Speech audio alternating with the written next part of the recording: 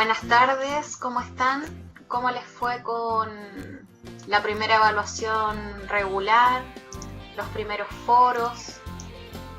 Quisiera, antes de comenzar esta videoconferencia, de explicar lo que va a ser la evaluación regular número 2, me pudieran comentar a través del chat si tuvieron algún inconveniente en la primera evaluación. Yo me di cuenta que habían algunas confusiones igual de lo que se debía hacer, que el ensayo era en función de los foros y tenían que responder las preguntas que se planteaban ahí, porque algunos hicieron un ensayo de lo que era ética, moral. Parece que hubo algunas confusiones que quisiera aclarar antes de empezar a explicar esto para ver, para que no pase lo mismo, porque igual hubo bastantes notas bajas producto de eso. ¿Sí?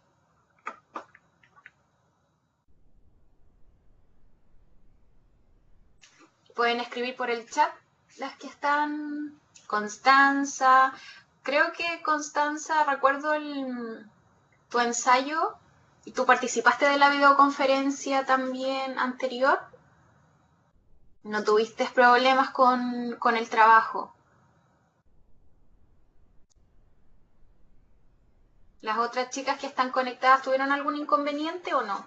Es importante, como siempre menciona el tutor social y yo, a través de la plataforma, que puedan participar de estas instancias formativas para que no existan dudas después ni inconvenientes para poder desarrollar las actividades que son evaluadas.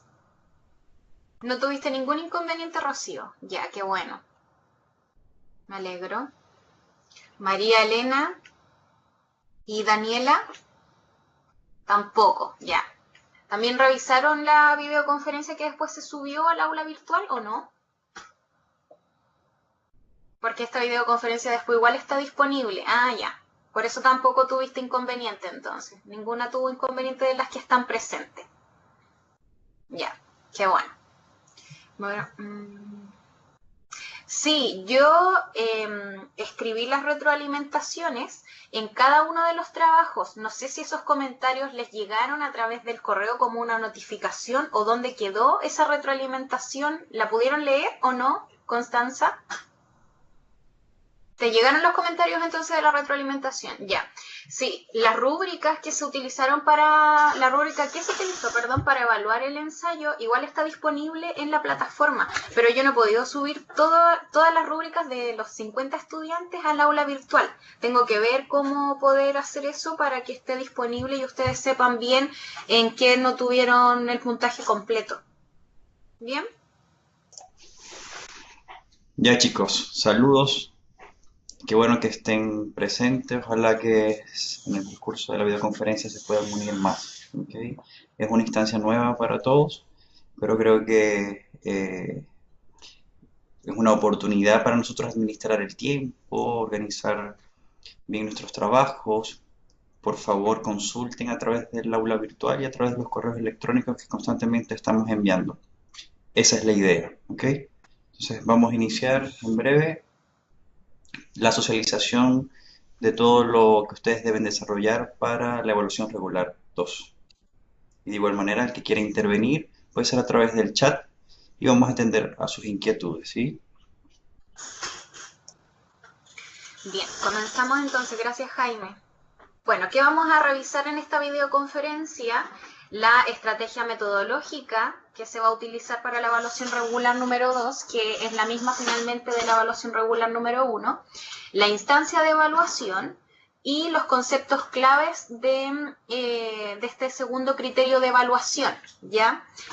En el cual se agrega, ¿cierto?, la tercera etapa del discernimiento ético. El primer criterio de evaluación abarcó la primera etapa, que respondía a la pregunta de cuál era específicamente el hecho, y la segunda fase del discernimiento, que era la interpretación del hecho, ¿cierto?, ¿qué significaba el hecho?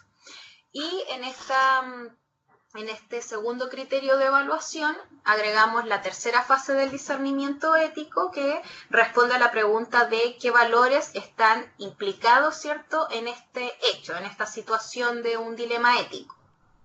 Como ya lo habíamos explicado en la primera videoconferencia, esta asignatura online de resolución de dilemas éticos se trata de poder simular una situación, ¿cierto?, en función de tomar una decisión que sea ética, utilizando esta instancia de simulación a través de los foros, de los videos que ustedes han podido ver.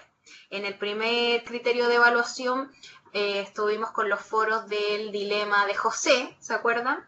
Y el ensayo o la evaluación regular de eso era en función de esos dos foros, ¿cierto? Ahora, en este segundo criterio de evaluación, los foros, los videos, eran con la problemática de Pablo, en el cual era un trabajador y la jefa le solicitaba cambiar unos números, ¿cierto?, para salir mejor. Y finalmente, después de eso, ustedes tenían que responder unas preguntas. Después vieron el acto número 3, en el que Pablo cambia de decisión, y tenían que responder también cuáles eran los valores y cómo se jerarquizaban los valores que estaban implicados en ese dilema ético. Todas las que están conectadas resolvieron los foros, respondieron a los foros. Es importante poder participar de los foros, no solamente para contextualizar de lo que se va a tratar la evaluación regular, sino también porque tienen porcentaje en el criterio de evaluación, ¿ya?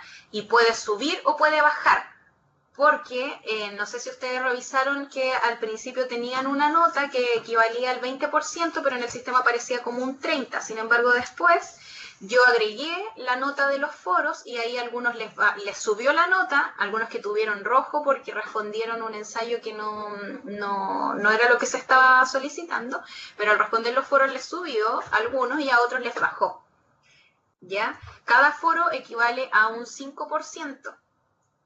Es decir, en promedio valen un 10%, ¿ya? Pero después, para sacar el 100% de la nota equivalente al criterio de evaluación, se convierte en un 33,3%, me parece, y el ensayo propiamente tal se convierte en un 66,67%, ¿ya? Viendo eso como un todo, como un 100% del 30%, ¿ya?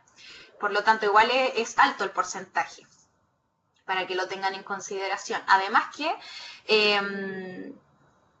ya, todos respondieron a los foros. Ahí estaba leyendo el chat. Además que es importante porque las contextualiza después para poder responder de mejor manera a lo que es el ensayo, ¿sí? También lo que yo quería mencionar, porque algunos, no sé si será el caso de alguna de las que está conectadas, pero no respondieron en la plantilla de trabajo que se solicita para el ensayo, ¿ya? Y en la rúbrica por todo eso se va descontando igual, por ortografía, por si citan bien, por si utilizan bibliografía, por si no citan, ¿ya? Todo va teniendo un porcentaje en esa rúbrica. Bien.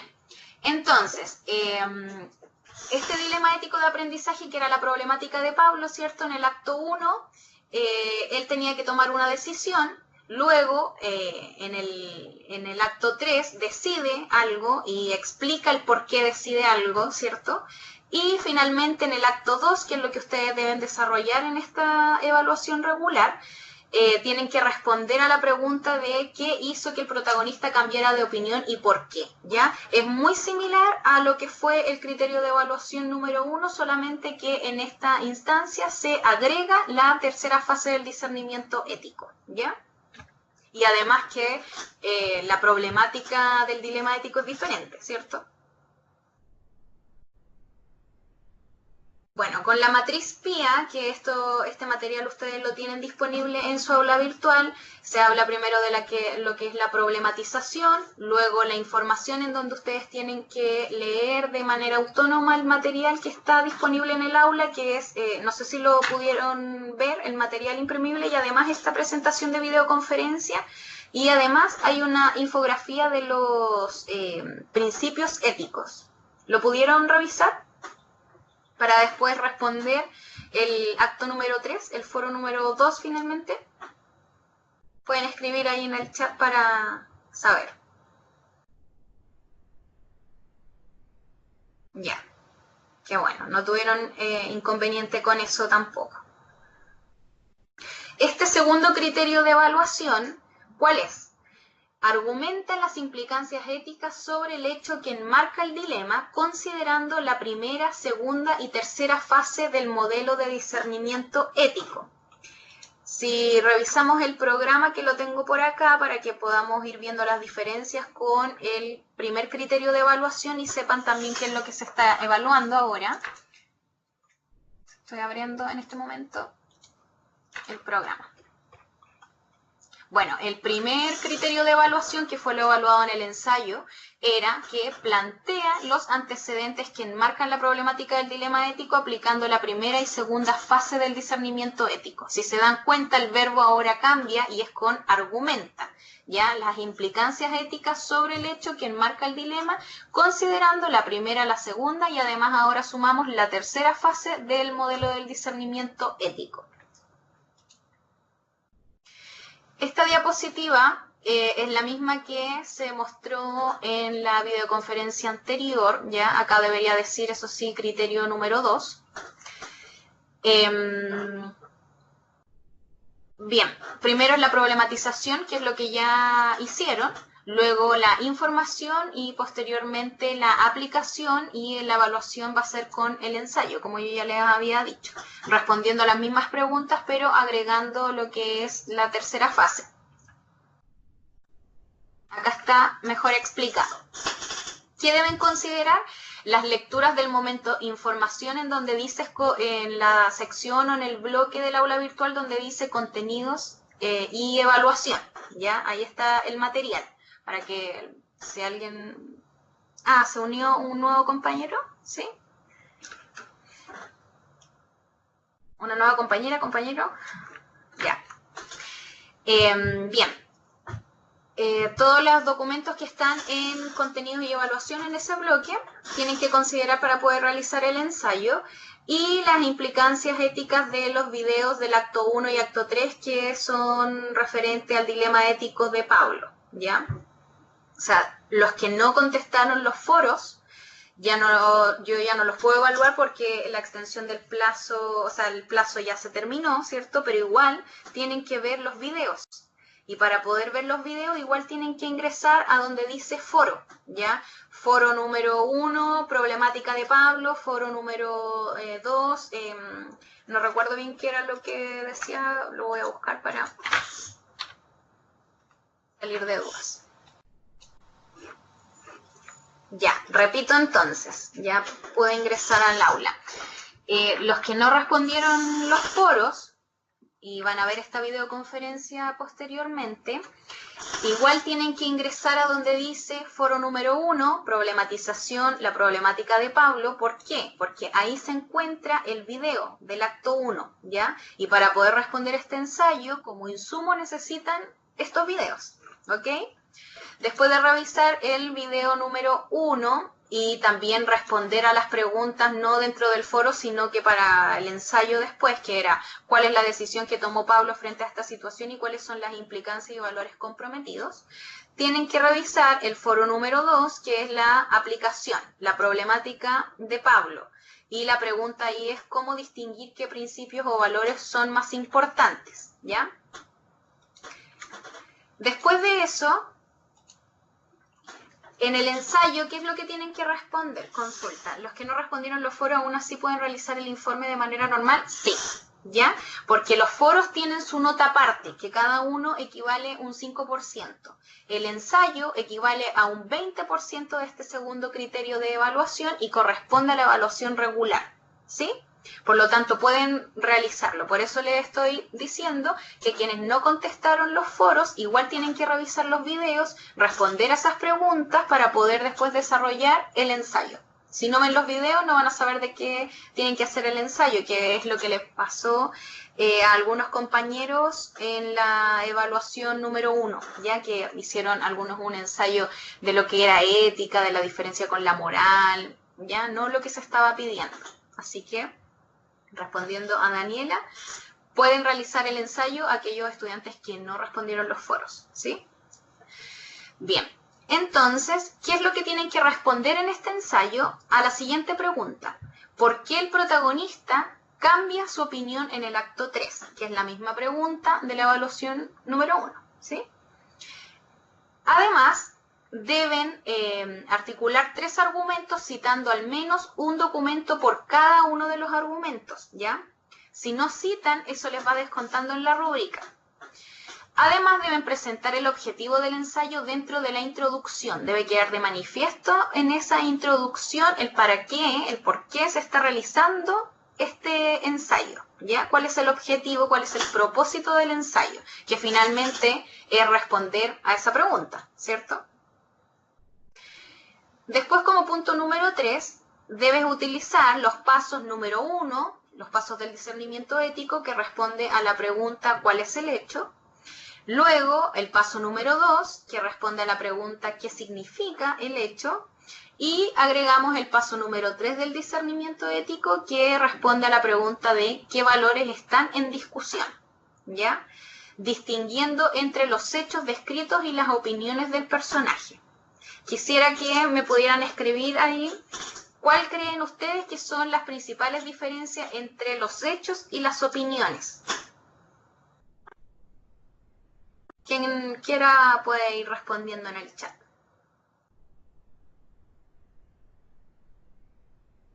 Porque pasó igual que había una doble interpretación en los foros de la primera evaluación y respondían entre la opinión que tenían ustedes en vez de la opinión que tenía el personaje que era José en esa primera evaluación.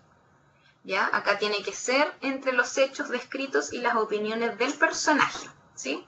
Porque el personaje es quien se está enfrentando finalmente al dilema. Ya, el hecho es algo más concreto, dice Rocío, y las opiniones pueden ser diversas. Claro, el hecho es lo objetivo, ¿ya? Es lo concreto, como bien dice Rocío. Y las opiniones o las interpretaciones que uno le puede dar pueden ser muchas, pero el hecho es uno solo, ¿sí? Después de eso, como punto número 4 de las instrucciones para el trabajo, deben elaborar una conclusión donde sinteticen los aspectos mencionados en los argumentos, ¿ya? Pasó también en la evaluación anterior que no hicieron conclusiones, ¿ya? Que no agregaron bibliografía y pudieron haber respondido bien a las preguntas, sin embargo, con eso igual les bajó un poco la nota a algunos compañeros.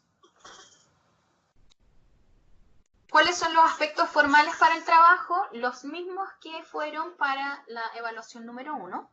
El formato tiene que ser en Word, letra calibre 12, interlineado sencillo. Tienen que utilizar la plantilla del trabajo que se encuentra acá. A ver, voy a ver si puedo compartir mi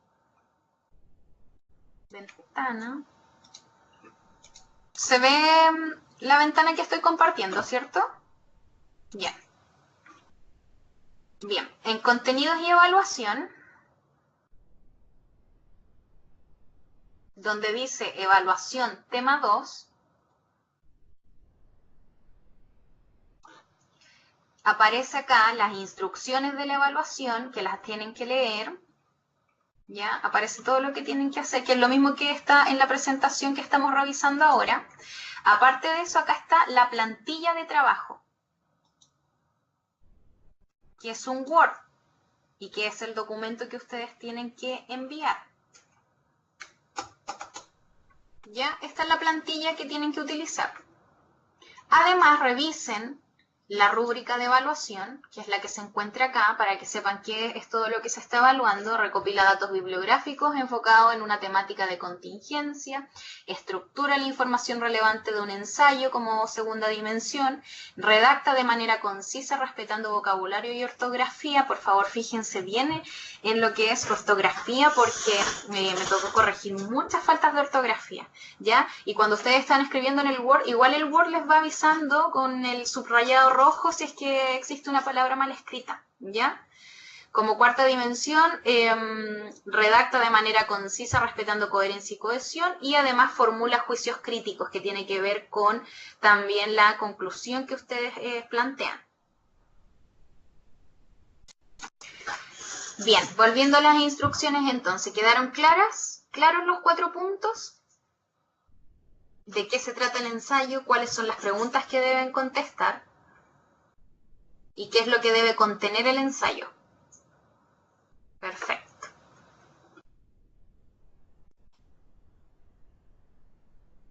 Siguiendo con los aspectos formales, la extensión son mínimo 1000 palabras y máximo 1500, exceptuando la portada y las referencias bibliográficas. La estructura del trabajo tiene que ir con portada, introducción, desarrollo, conclusión y referencias bibliográficas, ¿ya? Como les mencionaba la vez anterior, algunos se saltaron la conclusión, las referencias bibliográficas, la portada y escribieron solamente un Word sin título, sin nada, ¿ya? Para que lo tengan en consideración. La utilización es de norma APA. La portada debe ir con el nombre de la asignatura, el tema y el nombre completo del estudiante. El archivo del trabajo lo deben guardar con el apellido _nombre. Eso sí llegó todo como tenía que llegar. Y nos aceptan trabajos enviados fuera del plazo establecido en la calendarización. ¿Ok?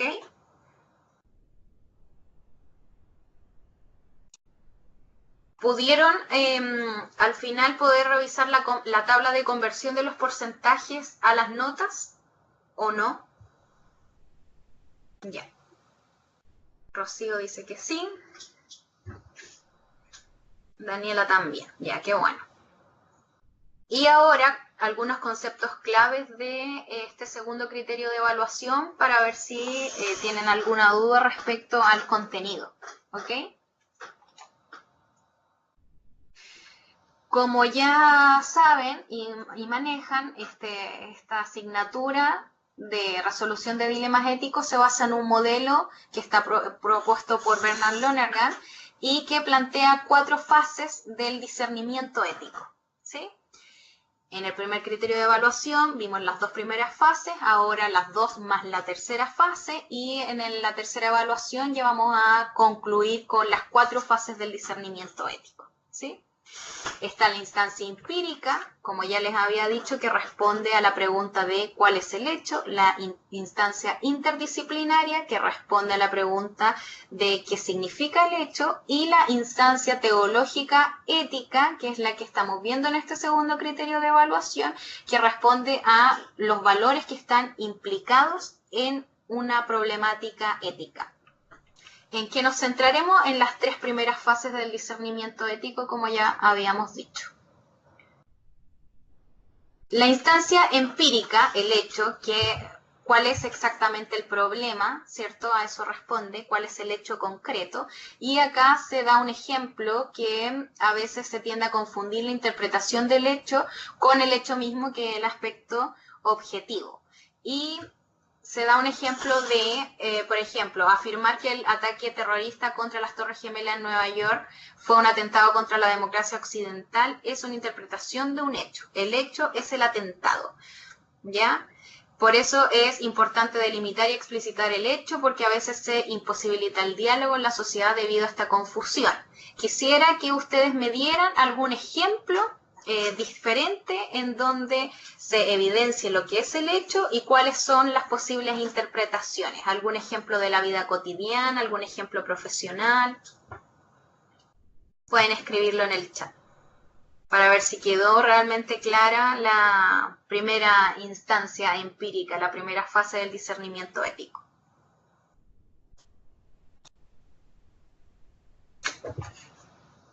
¿No se les ocurre algún ejemplo, chicos? ¿Chicas? Por ejemplo, algo tan cotidiano como llegar tarde al trabajo. El hecho es que llegas tarde.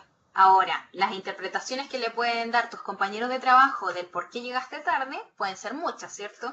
Llegó tarde porque se quedó dormido, llegó tarde porque tuvo un inconveniente, llegó tarde porque venía viajando de otra ciudad y no alcanzó, etc.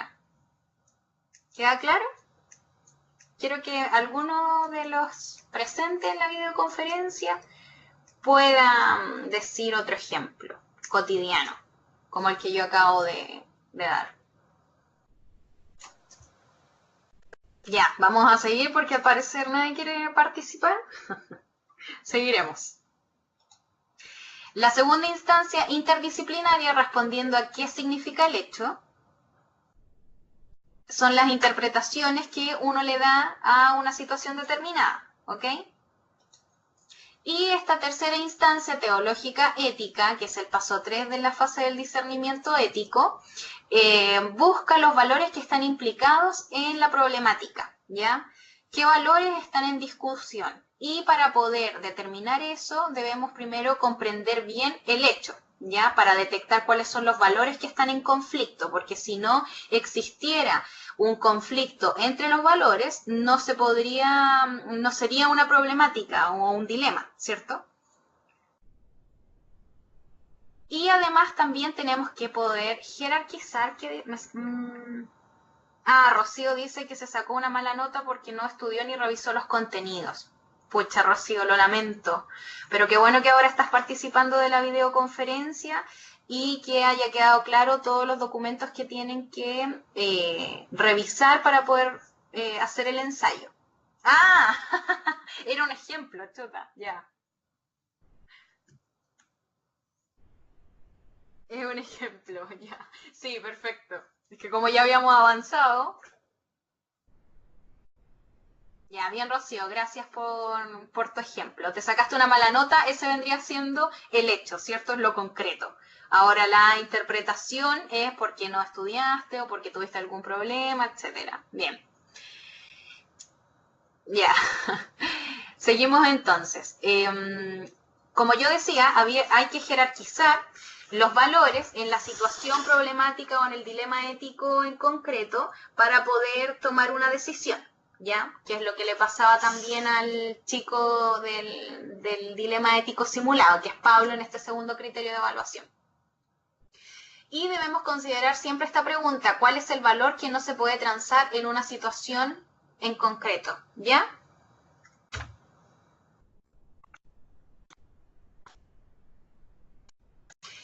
Ahora, para poder determinar cuáles son los valores o la jerarquización de los valores, si uno es más importante que otro, ¿ya? Estaba escribiendo Constanza, a ver, voy a esperar. Constanza, respondiendo a tu pregunta, en el ensayo lo que tienes que contestar es por qué el protagonista cambia su opinión en el acto 3, ¿ya? Pero no solamente eso es lo que hay que hacer, ¿sí? Son varios pasos. Responder a la pregunta por qué el protagonista cambia su opinión, además articular 3 argumentos citando al menos un documento de cada uno, presentar el objetivo del ensayo dentro de la introducción, utilizar los 3 pasos, ¿ya? O las 3 fases del modelo del discernimiento ético, ¿ya? Distinguiendo cuáles son los hechos descritos y las opiniones del personaje, y además deben elaborar una conclusión donde se sinteticen los aspectos mencionados en los argumentos, ¿ya? Pero la respuesta o la pregunta que deben responder es por qué el protagonista cambia su opinión, considerando las 3 fases del discernimiento. Sí, deben considerar los 3 pasos del discernimiento ético, no solamente el 3, sino que el 1, el 2 y el 3. ¿Quedó claro, Constanza? Sí. ¿Por qué la elección del personaje? Porque quien cambió de opinión en el acto número 3 fue el personaje, que es Pablo, ¿ya? Existen niveles de desarrollo moral que plantea un psicólogo discípulo de Jean Piaget y propuso un modelo de comprensión de desarrollo moral del ser humano con 3 niveles, ¿ya? Son 3 niveles y 6 estadios.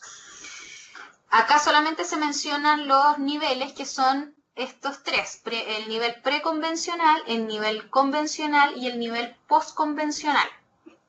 El nivel preconvencional tiene 2 estadios dentro de este nivel que engloba, en el cual las personas cumplen con las normas por el miedo al castigo o por propia conveniencia. Ese es el nivel preconvencional del desarrollo moral, ¿ya?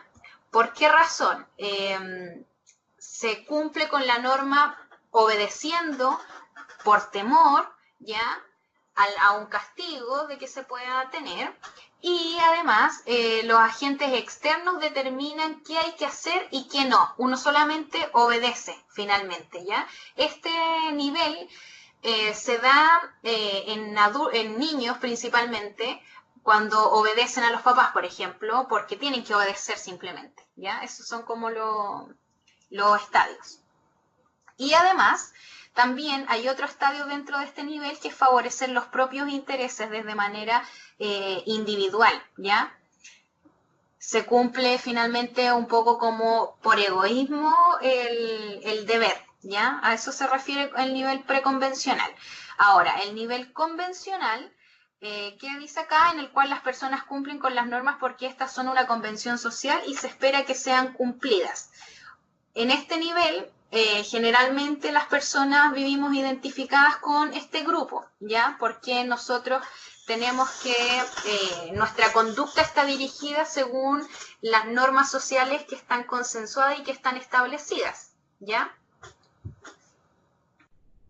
Y lo que la sociedad considera como correcto o como incorrecto.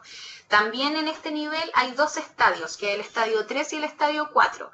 Tienen que ver con cumplir las expectativas de las personas próximas a uno mismo, ya que es lo que espera la persona de mí, y cumplir además con las normas socialmente establecidas para poder proporcionar un bien común, ¿ya? Y aquí es donde comienza lo que es la autonomía moral, para después pasar a un nivel postconvencional en el cual las personas ya cumplen con las normas, evidentemente porque vivimos en sociedad y tenemos que vivir bien en común, pero también motivadas por sus principios morales libremente escogidos en este nivel, y además podemos cuestionar las normas. O sea, yo cumplo con lo que está socialmente consensuado, sin embargo también tengo una opinión al respecto de qué es lo que yo considero correcto o incorrecto. En este nivel postconvencional también tenemos dos estadios que tienen que ver con los derechos prioritarios y con que todos los seres humanos finalmente tenemos el derecho a la libertad y por encima de las instituciones sociales que plantean ciertas normas de conducta, ¿ya? Y además existen, por otro lado, principios éticos universales que tenemos que respetar, que son los 4 que estaban en la infografía. No sé si los pudieron revisar y si me los pueden decir. ¿Cuáles son los 4 principios bioéticos? Bien, el principio de autonomía. ¿Cuál otro? Justicia. El principio de beneficencia y el de no maleficencia. Ya, esos son los 4 principios éticos. Gracias, Constanza, por responder. ¿Quedaron claros los niveles del desarrollo moral? Nivel preconvencional, convencional y postconvencional. Porque en función de estos niveles también tienen que considerarlos para poder realizar el ensayo. Acá se da un ejemplo acerca de lo que es la banalidad del mal, que estaría considerado dentro de lo que es un nivel preconvencional, que solamente se realizan las acciones según el castigo, lo que a mí me están diciendo que es lo que yo tengo que hacer, y actúo por temor o por obedecer simplemente. ¿Ok? A eso se refiere con la banalidad del mal.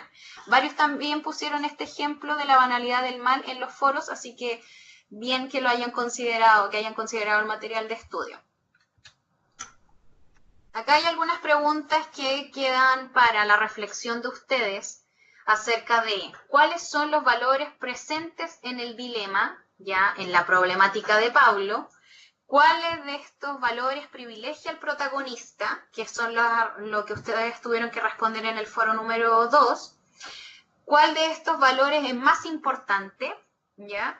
¿Y cuál de estos valores privilegiarías tú? ¿Sí?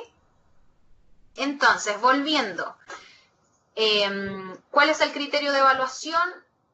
Comienza con el verbo argumentar las implicancias éticas sobre el hecho que enmarca el dilema, considerando las 3 primeras fases del modelo del discernimiento ético. ¿Qué es lo que deben responder en el ensayo? ¿Qué hizo que el protagonista cambiara de opinión expresada en el video acto 1, hecho u opinión, ya? De la problemática de Paulo.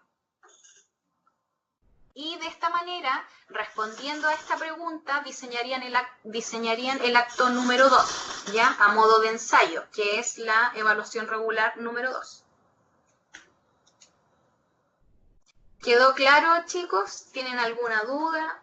¿Alguno pensó en ejemplo de una situación cotidiana, de un hecho y de las opiniones? ¿Quisieran consultar algo? Si no hay dudas, damos por finalizada la videoconferencia. Cabe mencionar igual que pueden plantear sus inquietudes a través del aula virtual, del foro de consultas, de la mensajería de SAGAF, también a través del tutor social, que es Jaime. Jaime, te dejo la palabra. Ya chicos, gracias por asistir, por tomar en consideración esta instancia. Ojalá le saquen provecho, compartan con sus compañeros y bueno, entre lunes y martes estará cargada el video, ¿ok? Para que ante cualquier duda puedan retomar y también aquellas personas que no lograron incorporarse a la videoconferencia, pues también puedan tener acceso a ella. Sí. Bien, respondiendo a las preguntas de la chica, el plazo para subir el ensayo y la fecha, esa información se encuentra en el aula virtual, en el curso de resolución de dilemas éticos, donde dice información general, encuentran el cronograma de actividades y la evaluación del tema número 2 es desde el 27 de mayo al 2 de junio. Tienen plazo para poder enviar el ensayo, ¿ya? Es decir, la próxima semana, a partir del lunes, de lunes a domingo. Si no hay más dudas, entonces también me despido. Un gusto, chicos, y quedamos atentos a las dudas y a la recepción del ensayo. Traten de no enviar la información, su trabajo en último minuto. Revisen también la configuración horaria de su computador, porque a veces no tienen la configuración según el uso horario chileno. ¿Ok? Esperan último minuto y se les cierra la ventana para que puedan cargar su trabajo. Háganlo con tiempo, aclaren todas las dudas y estamos a la mayor disposición para atenderlas. Entonces, ¿estamos listos? Sí. Bien, que estén excelentes, ¿ok? Feliz fin de semana, a descansar y a preparar su ensayo.